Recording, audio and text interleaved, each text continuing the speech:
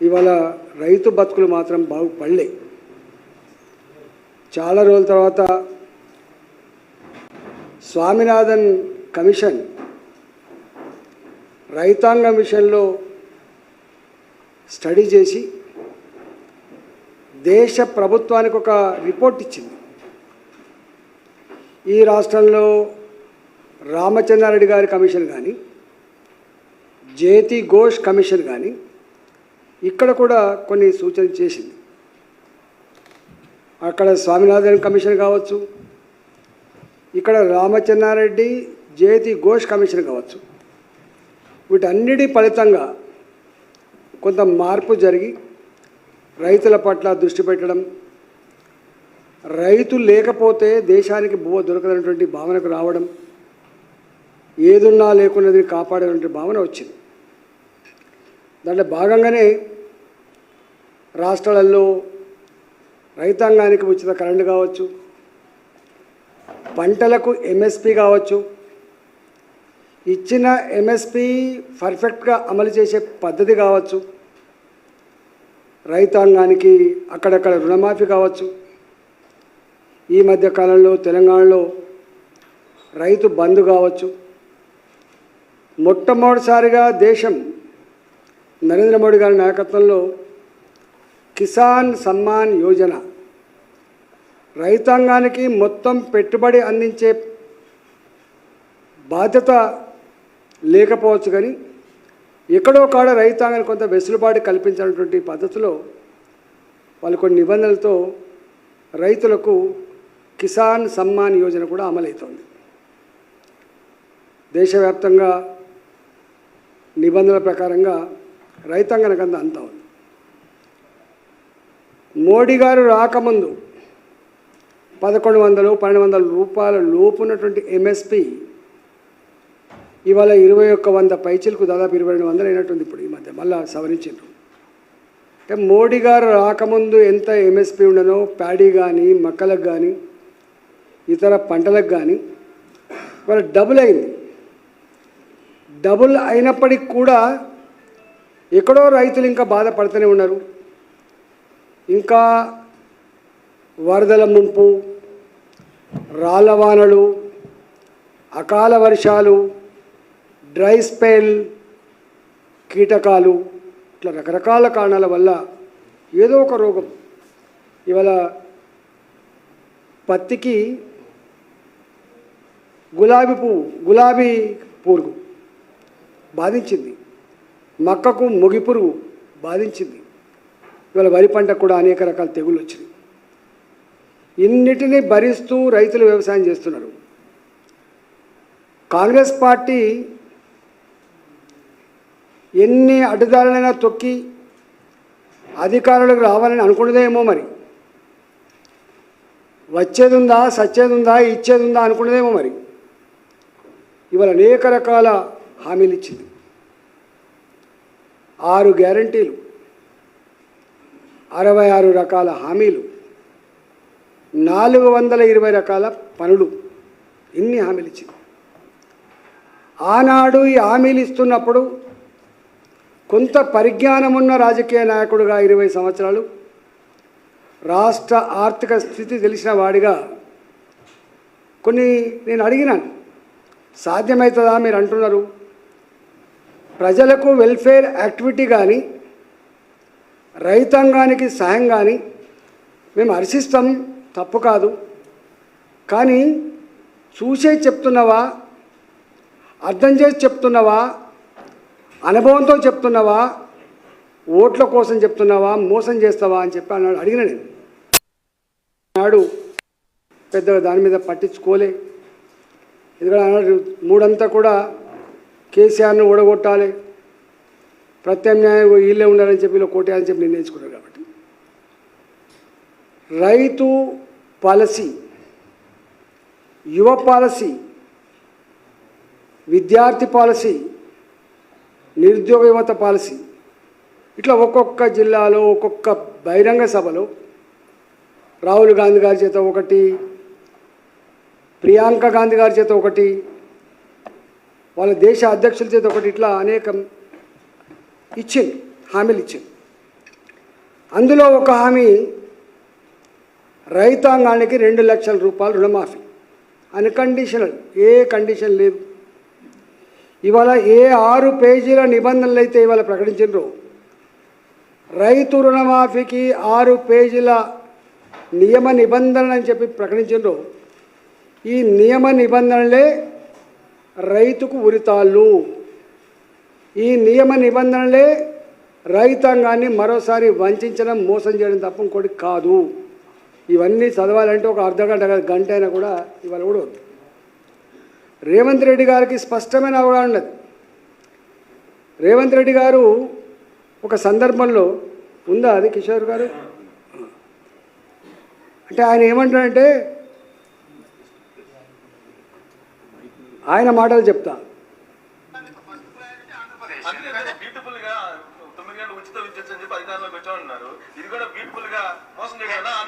నేనేమంటున్నా అంటే ఆంధ్ర తెలంగాణ కాదు, మొత్తం భారతదేశంలో ప్రజలు మమ్మల్ని రాజకీయ నాయకులు మోసం చేయాలని కోరుకుంటున్నారు. ప్రజలు మేము నిజం చెప్తే వాళ్ళు నమ్మడం కాదు, ఇష్టం ఉండదు వాళ్ళకు. నమ్మకపోవడం వేరు. నేను నిజం చెప్పిననుకో, ఇది ఫ్యాక్ట్ అని చెప్పిననుకో, రేవంత్ రెడ్డి మంచోడు కదా, ఆయనకి ఇష్టం లేదు, ఆయన కాబట్టి ఆయన అంతే చెప్తారు. అంటే భారత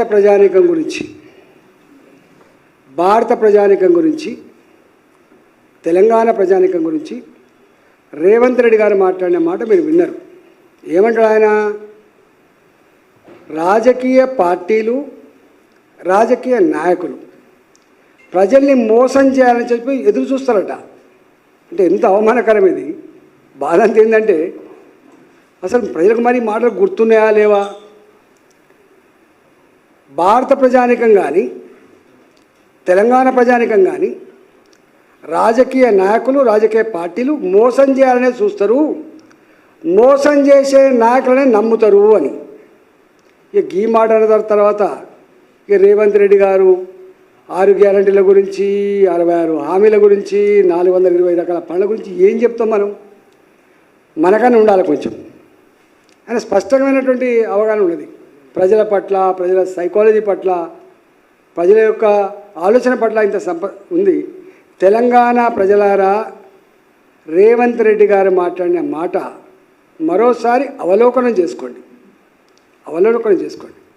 నాకు తెలుసు ఇవాళ ప్రభుత్వంలో ఉన్ననాడు ఇలాంటి వాళ్లకు వ్యతిరేకంగా నోరు విప్పి మాట్లాడగలిగేటువంటి సాహసం చేయకపోవచ్చు. దబాయింపులకు లేదా అవమానాలకు లేదా హరాస్మెంట్కి గురైతున్న భావన ఉండొచ్చు. కానీ నాకు తెలిసిన తెలంగాణ ప్రజలు, నాకు తెలిసిన భారత ప్రజలు ఇవాళ ఆకలినైనా భరిస్తారు కానీ అవమానాన్ని మాత్రం భరించలేరు. ధర్మం తాత్కాలికంగా ఓడిపోయినప్పుడు బాధపడుతుండొచ్చు కానీ అంతిమ విజయం ధర్మాందనే భావిస్తారు. భారత ప్రజానీకం, తెలంగాణ ప్రజలు నీతికి, నిజాయితీకి మాత్రమే పట్టగలుగుతారు తప్ప మోసగాళ్లకు ఇవాళ మాట ఇచ్చి తప్పిన వాళ్ళకి ఎక్కడ కూడా తాత్కాలికంగా సపోర్ట్ చేయకపోవచ్చు కానీ అంతిమంగా మాత్రం బొంద పెడతారు. ఇవాళ 2023 ఎన్నికలలో నేను ఎన్ని ఫ్లైఓవర్లు కట్టినా, ఎన్ని కిలోమీటర్ రోడ్డు వేసినా, నేను రైతు బంద్ ఇచ్చినా, ఈ పథకం పెట్టినా, ఎన్ని చెప్పినా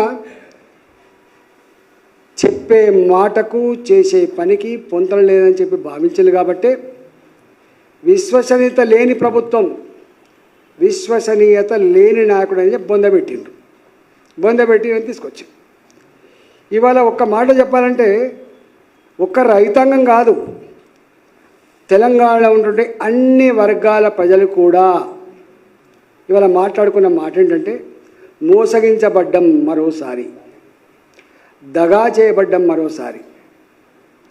ఎక్కడ పోయినా అదే మాట్లాడుతాం. మేము తిరుగుతున్నప్పుడు అధికారంలో ఉన్న వాళ్లకు అద్దాల మెడలో కూర్చొని ఉంటారు కాబట్టి వాళ్ళకు ఏం కనబడవు.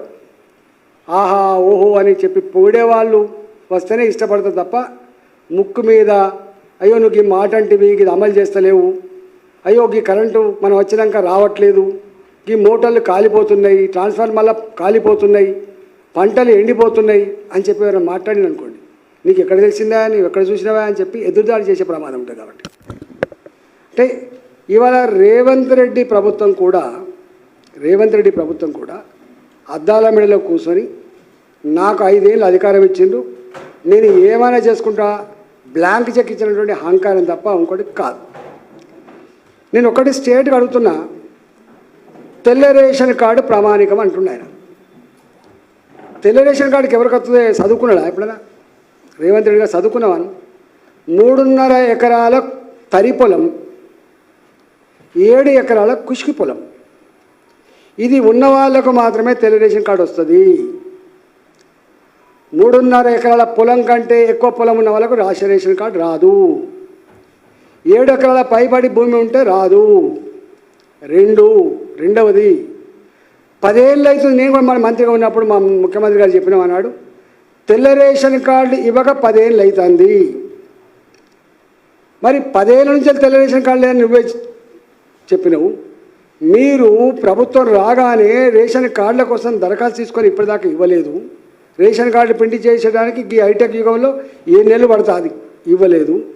అంటే రేషన్ కార్డు, తెల్ల రేషన్ కార్డు రావడానికి 3.5 ఎకరాలే, అంటే 3.5 ఎకరాల పైబడి తరి పొలం ఉన్న వాళ్ళకు రేషన్ కార్డు ఉండదు కాబట్టి రుణమాఫీ చెయ్యవు.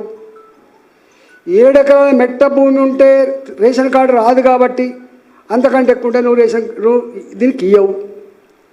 రేషన్ కార్డు కొత్త వాళ్ళకు 10 ఏళ్ళ నుంచి వెళ్ళి వస్తలేవు కాబట్టి, కుటుంబాలు ఏర్పడ్డప్పటికి కూడా, కుటుంబాలు వేరుగా జీవిస్తున్నప్పటికి కూడా, పాస పుస్తకాలు భూములు విడిపోయిన ప్రకారంగా పంచుకున్నప్పటికి కూడా ఒకటే రేషన్ కార్డు ఉంటుంది కాబట్టి ఒకరికే ఇస్తావు తప్ప విడిపోయిన కొడుకులకు నువ్వు భూమి ఇచ్చే ప్రసక్తి, నువ్వు రైతు బంధు ఇచ్చే ప్రసక్తి లేదు.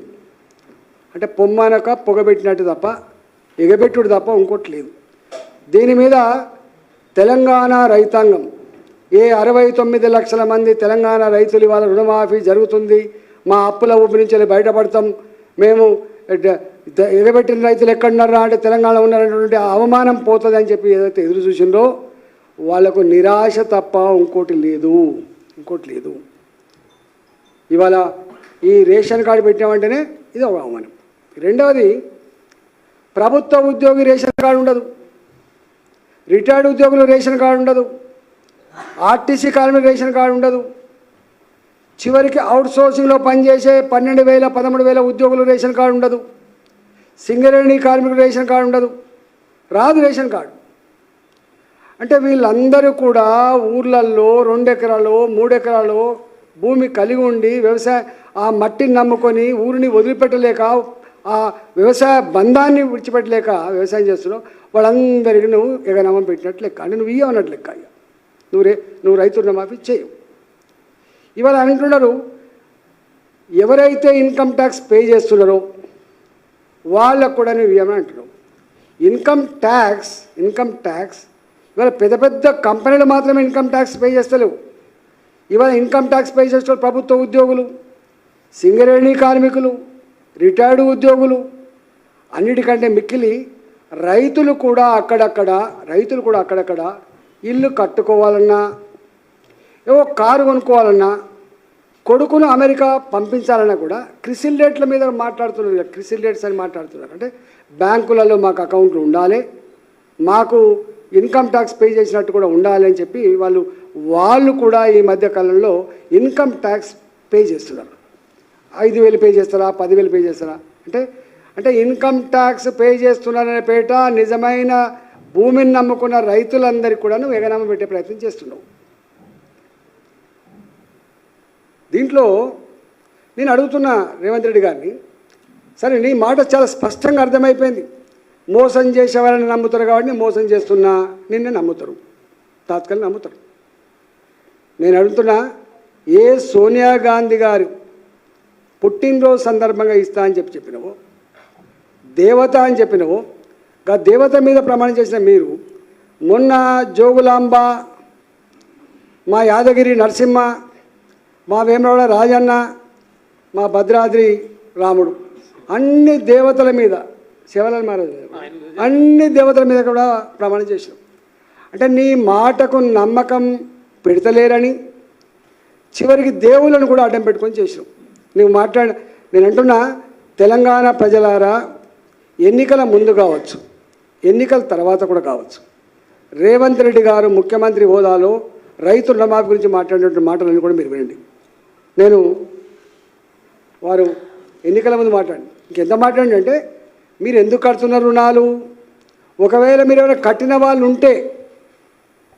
ఉంటే మళ్ళీ అర్జెంటుగా బ్యాంకుకు పోయి 2 లక్షల రూపాయలు రుణం తీసుకో. ఇది రేవంత్ రెడ్డి గారు మాట్లాడండి. నిజంగానే పుసుకొని నా మాట నమ్మి కనుక తీసుకుంటే కథమైపోతుండే వాళ్ళు. చివరికి రైతులు అక్కడక్కడ రీషెడ్యూల్ చేసుకున్నారు. బ్యాడ్ ఉండద్దు, బ్యాంకుకు బ్యాడ్ అకౌంట్స్ ఉండొద్దని, రైతులు కూడా బ్యాడ్ పేరు రావద్దని చెప్పి మళ్ళీ రాబోయే కాలం రుణం పొందాలన్నా లేకపోతే ఇంకేమైనా కావాలన్నా ఆ క్రిసిల్ రేట్ తగ్గిపోద్దని చెప్పేసి రీషెడ్యూల్ చేసుకుంటారు. రీషెడ్యూల్ చేసుకున్న రైతాంగాన్ని రుణమాఫీ ఉండదు. ఎన్ని నిబంధనలకి ఒక్కదానికే రేషన్ కార్డు కానీ సగం పోయింది, ఇన్కమ్ ట్యాక్స్ కానీ ఇంకో 20% పోయింది.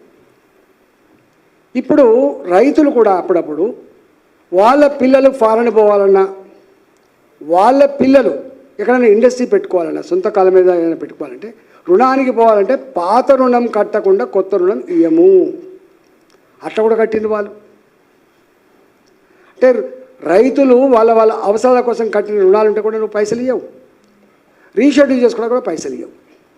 ఒక్క మాటలో చెప్పాలంటే నాకు తెలిసి 34,000 కోట్ల రూపాయల రుణమాఫీ చేస్తానటువంటి రేవంత్ రెడ్డి గారు, అన్కండిషనల్గా ఒకేసారి చేస్తానటువంటి రేవంత్ రెడ్డి గారు ఇవాళ ఈ మొత్తం నిబంధనల పేట అల్లికి అల్లి సున్నకు సున్నా, therefore 0. అంటే నువ్వు ఇయ్యవిగా.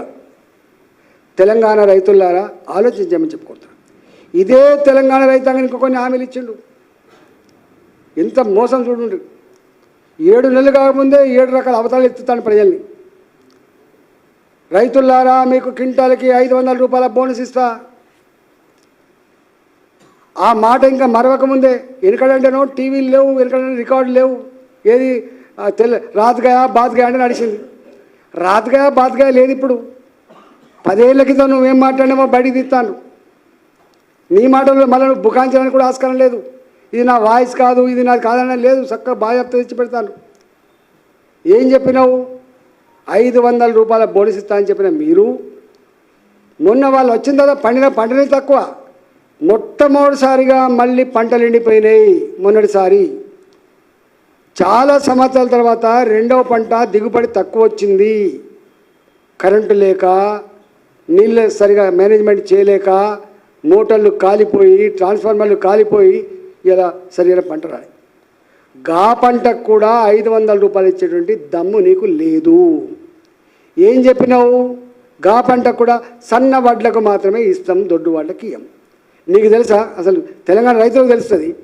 ఎండాకాలం పంట 90% దొడ్డు వడ్లు తప్ప సన్న వడ్లు పండించే ప్రసక్తి లేదు. ఈ మాత్రం కూడా జ్ఞానం లేదు వీళ్ళకి. వర్షాకాలం పంటలో మాత్రమే 5 నెలల పంటలు, 4.5 నెలల పంటలు, 5.5 నెలల పంటలు అయితే తప్ప ఎండాకాలంలో మాత్రం 10 దొడ్డువాట్లే పండిస్తారు. 4 నెలల పంట వేసుకుంటే తప్ప, ఎందుకంటే రాళ్ళ వాన వస్తుందని, నీళ్ళు అందాయని చెప్పి తక్కువ డ్యూరేషన్ పంటలు వేస్తారు. మొన్న వాళ్ళ గవర్నమెంట్ వచ్చింది డిసెంబర్లో. అంటే రెండో పంటనే వీళ్ళు కొంటారు. రెండో పంటలో సన్నవాట్లు ఉన్నాయనే విషయం వాళ్ళకి తెలుసు. ఇవాళ ఒక్కసారి కాదు, ఎప్పుడైనా కూడా ఫస్ట్ పంటలో సన్నవాట్లు తినడం కోసం కొంత ధర ఎక్కువని చెప్పి ఆశతో ఎక్కువ వేస్తారు. కానీ సెకండ్ పంటలో మాత్రం 95% పైబడి దొడ్డు వాటిలే వేస్తారు. దానికి ఈయన చెప్పిన మాట ఏంటంటే, నేను సన్నవాళ్ళకి ఇస్తా తప్ప దొడ్డు వాళ్ళకి ఇయ్యను అంటే ఒక ఎకరామం పెట్టేసింది. ఇక ఇయ్యడం లెక్క. ఆ సన్నవాళ్ళు కూడా ఈసారి ఏమైంది, వీళ్ళ ఎంఎస్పి కంటే ఎక్కువ ధరకు అమ్ముకున్న తక్కువ పంట పండింది. కాబట్టి వర్షాకాలంలో పంటే సన్నవాళ్ళు అనేటివి వాళ్ళు వాడకం కోసం ఫస్ట్ పెట్టుకుంటారు. కొంత వాళ్ళే పట్టించుకొని వాళ్ళ ఇంటి పక్కలకు అటు ఇటు అమ్ముకుంటారు. కొంత ధర మంచిగా వస్తే బయటకు అమ్ముకుంటారు.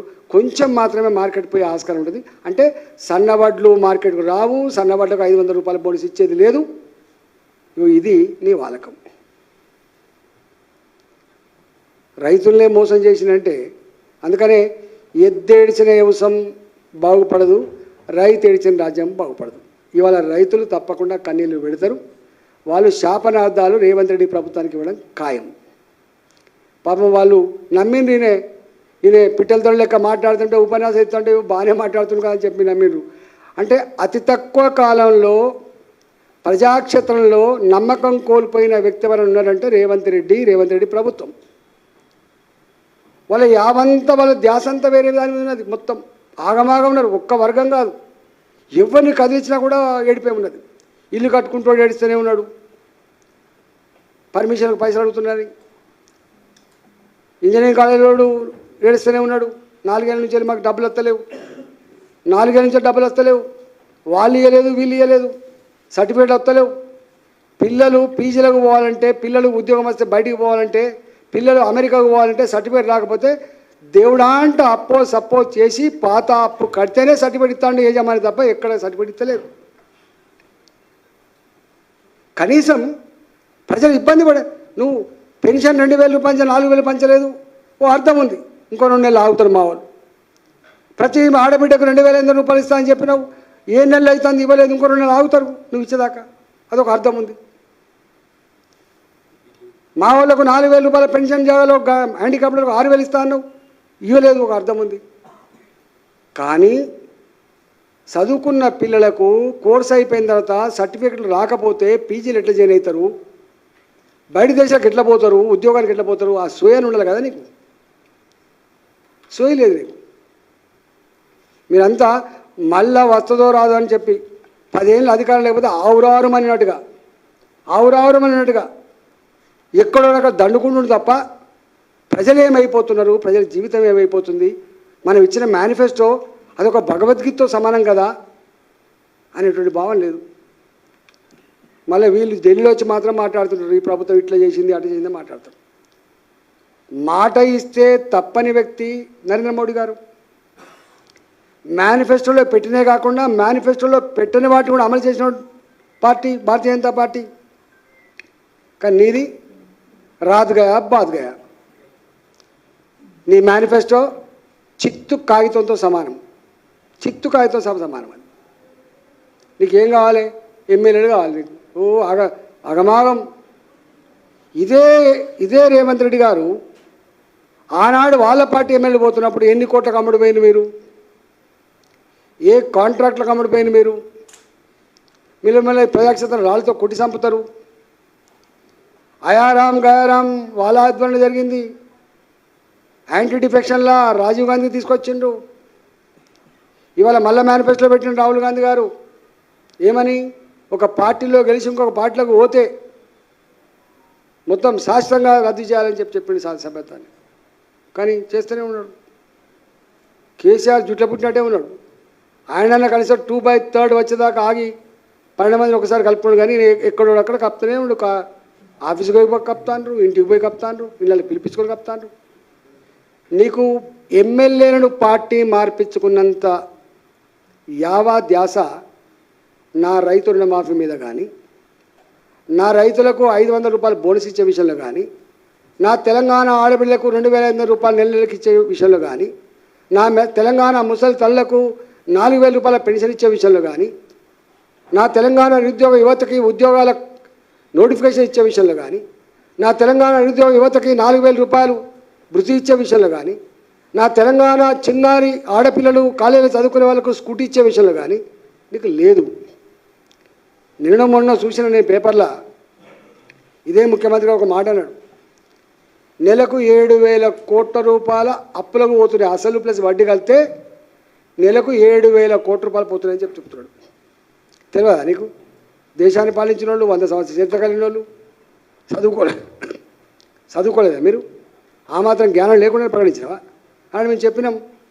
5,000 రూపాయలు కూడా అదనంగా ఖర్చు పెట్టిన ఈ రాష్ట్రంలో 2 లక్షల రూపాయల విలువైనటువంటి హామీలు ఇచ్చిండ్రు.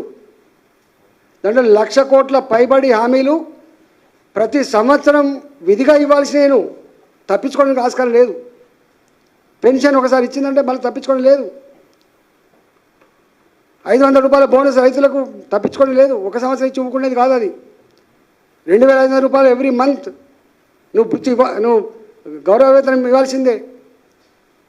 నిరుద్యోగులు 4,000 రూపాయలు గౌరవ వేతనం ఇవ్వాల్సిందే. పెళ్ళిళ్ళు చేసుకునే ఆడబిడ్డలకు తులం బంగారం ఇవ్వాల్సిందే. దమ్ము లేదు అంటే మొదలే వైట్ పేపర్ అని పెట్టిండు ఆర్థిక స్థితి మీద. నిన్న కాక మొన్ననేమో 7,000 కోట్ల రూపాయలు అప్పుందని పెడుతున్నావు. ఈ అప్పుందనే పేరిట ఈ వైట్ పేపర్ల పేరిట తెలంగాణ ప్రజల కళ్ళలో మట్టి కొట్టుడు తప్ప నీకు ఇంకోటి లేదు. మీరు మీ మంత్రులు మీ నాయకులు బాగుపడే తప్ప ఇంకోటి లేదు. ఇవాళ మొత్తం అల్లాడుతున్నారు మొత్తం హైదరాబాద్ చుట్టుపక్కల. ఎప్పుడో ఇవాళ మళ్ళొకటి వచ్చింది భూములకు దానికి సంబంధించి. ఇందిరాగాంధీ గారు ప్రధానమంత్రి ఉన్నప్పుడు అసైన్ చేయబడ్డ భూములు వాటి 10 ఏళ్ళ తర్వాత రియల్ ఎస్టేట్ బ్రోకర్లు దాన్ని మంచిగా ప్లాట్ చేసి అమ్ముకున్నారు. నాగార మున్సిపాలిటీలో సర్వే నెంబర్ 83 అట. ఎప్పుడు ఇందిరాగాంధీ గారు ఎప్పటి ఇవాళ 2024 వాళ్ళకి అసైన్ చేయబడితే వాళ్ళు అమ్ముకుంటే వాళ్ళు రియల్ ఎస్టేట్ వ్యాపారులు దాన్ని ప్లాట్ చేసి అమ్ముకున్నారు. మళ్ళీ దాన్ని ఎవరైతే అసైన్ చేయబడ్డ రైతులను మళ్ళీ వాళ్ళు గుంజుకొని మళ్ళీ వ్యవసాయం చేసుకున్నారు. మళ్ళీ ఈ 10 ఏళ్ళ క్రితం మళ్ళీ అమ్ముకున్నారు వాళ్ళు 60 గజాలు. ఈసారి కొనుక్కున్నారంటే ఎవరంటే భయం వాళ్ళు తెలియదుగా.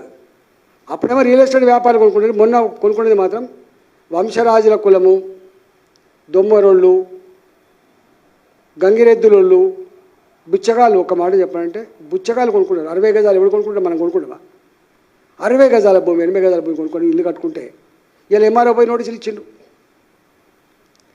మంత్రి గారేమో రెవెన్యూ మంత్రి గారేమో మేము ఎక్కడ ఇల్లు కూలగొట్టేటువంటి ఆదేశాలు ఇవ్వలేదు, అట్లాంటి పని చేయమని వారంటారు.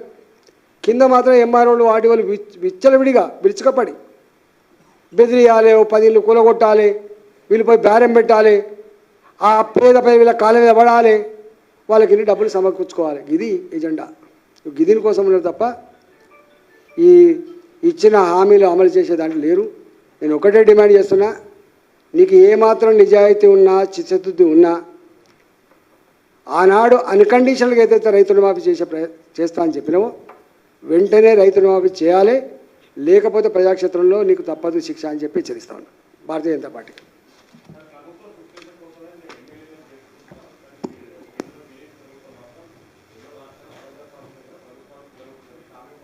మేమెందుకు కూలగొడతామండి? అరే మేము పద్ధతులు ఉన్నాం, కూలగొట్టమంటాం మేము. అసలు ఎంత నిబద్ధత ఉన్నాం మేము. ఇక్కడ జైనైతే కూడా ఇప్పుడు మీకు మహారాష్ట్ర గురించి మాట్లాడుతారు మీరు పదే.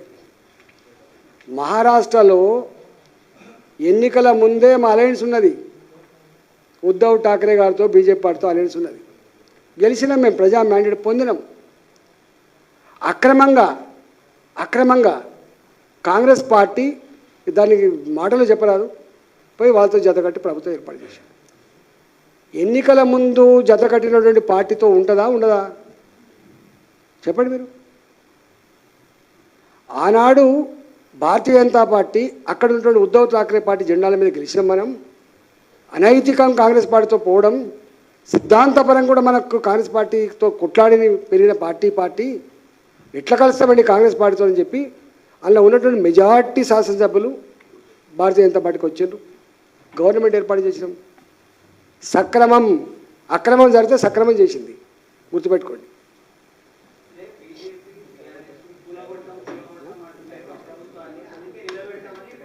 ఇప్పుడు నేను రైతుల మీద నీకు ప్రశ్న పెట్టాను. నా రైతులు చెయ్యి మళ్ళీ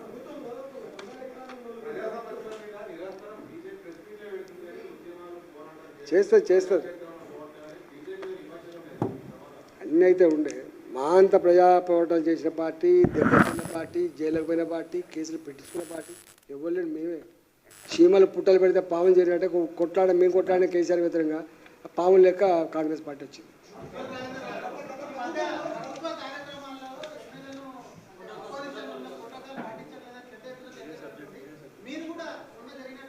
అవును, ఇప్పుడు నేను ఎంపీని. ఈ ఎంపీ పరిధిలోనే జేఎన్టీ కాలేజ్ కూడా వస్తుంది. జేఎన్టీలో ఏదో బిల్డింగ్ ఓపెనింగ్ అయింది. సరే, నాలాంటి వాడికి శిలాపలకం మీద సోకులు లేకపోవచ్చు, నాలాంటి వాడు ఇంకా రేవంత్ రెడ్డి పక్క కూర్చోనటువంటి సోకు నాకు లేదు. కానీ పిలవాల్సిన సంస్కారం మాత్రం వాళ్ళకు ఉండాలి. ఎలా ముఖ్యమంత్రి పదవి, ముఖ్యమంత్రి పేరు ఎవరు కాదు, ముఖ్యమంత్రి పదవి. ఎంపీ ఈటల రాజేంద్ర గారు కావచ్చు, ఎంపీ అనేది ఒక పదవి.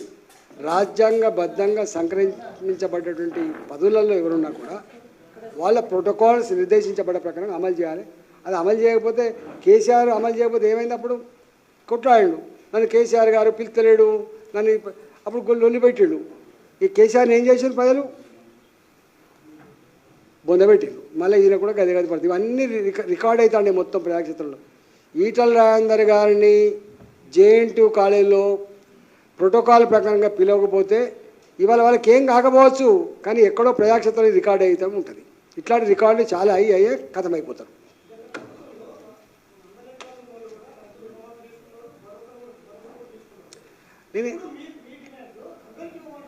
నేను నేను నేను మొదటి నుంచి చెప్పిన ఈ దేనికైనా కూడా government always meant for poor not for rich ఇప్పుడు మాట్లాడుతున్నా నేను ఇంకా నీకు తెలుసు కేసీఆర్ గారి దగ్గర ఉన్నప్పుడు మాట్లాడినా కేసీఆర్ గారు గవర్నమెంట్లో క్యాబినెట్ మినిస్టర్ ఉండి మాట్లాడిన చల్లూరులో ఒక సభలో మాట్లాడిన గుర్తుపెట్టుకో చెప్తాను నేను బంద్ చేసుకున్నా తీసుకొని ఒక సంవత్సరం తీసుకొని అన్ని కంప్యూటర్ కొని గరీబ్ పిల్లలకి ఇచ్చిన వేరే విషయం ఇండివిజువల్స్ కాదు ఇక్కడ ఇష్యూ ఏంటంటే ఎస్ నేను కూడా అంటున్నా పెట్టు నిబంధన ఇప్పుడైనా రైతుల మా మీద ఒక నిబంధన పెట్టు రైతు బంధు మీద కూడా ఇప్పుడు 15,000 రూపాయలు ఇస్తా అని చెప్పింది రైతు బంధు 12,000 రూపాయలు కౌలు రైతుకి ఇస్తా అని చెప్పినావు మీకు వ్యవసాయ కూలీలకు 12,000 రూపాయలు ఇస్తా అని చెప్పినావు ఇంకా అవన్నీ చాలా ఉన్నాయి ఆరు గ్యారంటీలే 66 హామీలే ఇవన్నీ ఎక్కడ చదువుతున్నాయి ఇప్పుడు అది చదవాలంటే ఒక 4 గంటలు 5 గంటలు పడుతుంది కదా మొత్తం అందరికీ ధన్యవాదాలు ఇంతటితో ముగిసాను